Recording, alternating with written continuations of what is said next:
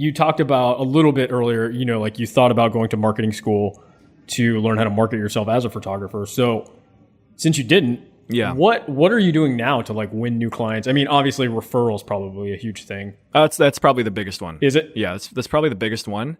I do run some ads on Instagram and I'm not on Facebook anymore. I just, it's so political now. Facebook's an interesting place. Or you only see like cats and memes and stuff like that. What kind of ads are you running on Instagram? So I'll take a post that I've posted earlier, or like an image I shot, or like a video teaser of something I've done, and I'll sort of strategically grab a snippet of like that video. That's like the climax or like the best part of the video, and then I'll just like run an ad for that. Do you run it on stories, or do you run it just through the regular feed? I've never tried the stories. Yeah, so try the stories. We can do that? Yeah, you can do that. Yeah, it's actually becoming... I personally think it's but it's a lot more native. Good point. You have a very captive audience, know, and if they're watching, you might see an ad of mine. Yeah. So how do you target the ad, and who do you try to put the ad in front of? So this is one thing that I wanted to kind of like talk a little bit more about, is sort of like target audiences. Like a lot of photographers in Los Angeles, like people, they come to LA, right? And they're like, oh, I'm going to go to LA because that's where all the work is. That's where all the creatives are.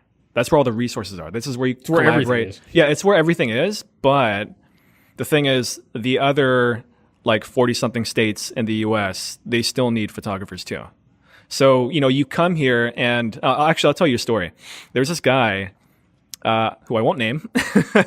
But let's just call We'll link it. Yeah. Oh my gosh. No, I'm just kidding. What ends on a good note? So even if I said his name, it'd be a good thing. But let's just call him Matt. So this guy, Matt, I told you I used to be an acrobat and everything. So I still train sometimes in Santa Monica for fun, just for fitness, like once or twice a week. And there's this guy named Matt who was learning how to do like a basic handstand. And, me and my acrobat friends were kind of coaching him. He was total noob, didn't know how to do it. And then he finally learned it. And we were like, oh, good job, Matt. Not half a year later, I see ads on Instagram of him trying to promote his online course for how to learn handstands in 6 weeks. Or 3 weeks or 5 weeks, whatever. And I was like, this mother effer. I was like, he beat you to it. I was like, we helped you learn that, and you just learned it. You're not like an authority figure, and you haven't even learned it for whatever. So and there are people doing insane stuff over there, right? Yeah. So I was kind of like, we're still friends, but I was kind of like, every time I saw him. And what happened was, like, I always saw his ads, like literally every week, probably once a week. And I was like, damn it, I blocked these ads. He's my buddy, but damn. And eventually I saw him in person. Maybe like 8 to 12 months had passed by since that moment. I saw him in person maybe like 2 months ago, and we're just chit-chatting and stuff like that. And I was just catching up with him about his business plan and what he's doing and everything. His ad. Yeah, his ad. How's your ad going? Yeah. Hey, that ad I always see like 5 times a week.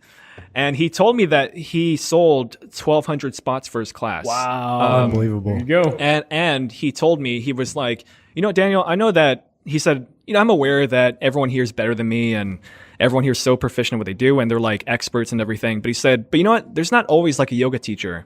He's a yoga teacher. He said, there's not always yoga teachers in like Massachusetts or like, Sri Lanka or Milwaukee or Dusseldorf, wherever. He said, there's not as many people doing yoga out there as there are here. And he said, so, while they're like expert yogis literally a stone's throw away from where we're standing right now, he said, I'm marketing to the kid who's never seen a handstand in his life. And he thinks it's like the most amazing thing ever. And I was like, damn it, that's a genius. Yeah, it's pretty smart. And to be fair, I think a lot of us try.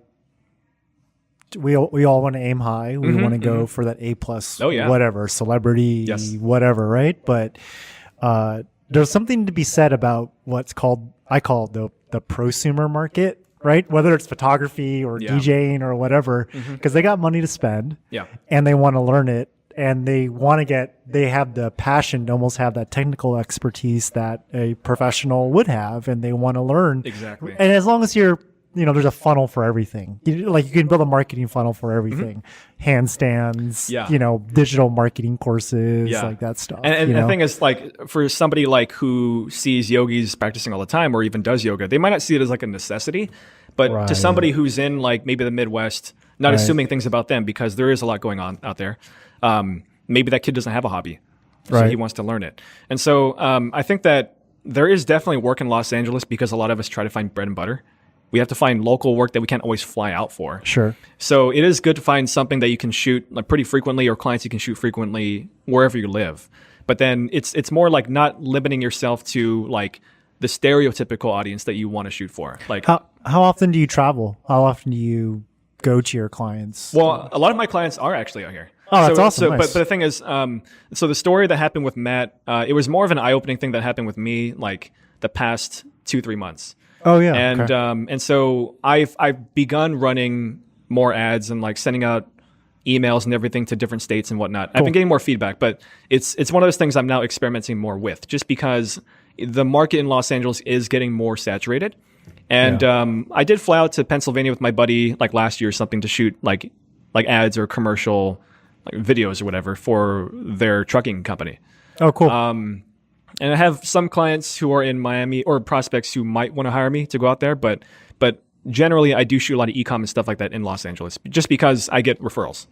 Yeah. So yeah, but that's sort of in the spectrum of like target marketing, you know, like where photographers should look for work. Cause I think everyone thinks they have to come to LA just to find a job, whereas they don't really have to. You know, I think for when you run any business, I actually was on the phone with someone today who has a small business, and I think you have to have like different legs to your marketing. Mm-hmm. So you've got to do some referral. Like, how do you work your referral network and get more leads from referrals? Right. Obviously, those leads convert usually at the highest rate, right? But then also, how do you do what we call inbound marketing, getting people to come to you? How do you also do outbound marketing too? Mm-hmm. I mean, how do you go out to people and get yourself out there by running ads and things like that? Yeah. So I think every business, no matter how big or small you are, especially actually for the small one, is you got to have certain legs to your marketing strategy, and obviously invest more time on what's going to yield you the best probability of getting a lead. Yeah.